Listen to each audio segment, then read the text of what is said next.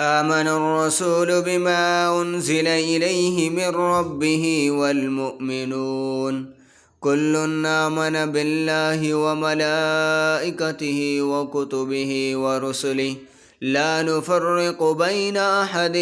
من رسله وقالوا سمعنا وأطعنا غفرانك ربنا وإليك المصير. لا يكلف الله نفسا إلا وسعها لها ما كسبت وعليها ما اكتسبت ربنا لا تؤاخذنا إن نسينا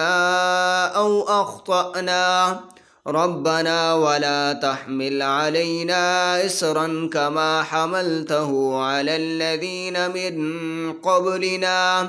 ربنا ولا تحملنا ما لا طاقة لنا به واعف عنا واغفر لنا وارحمنا أنت مولانا فانصرنا على القوم الكافرين.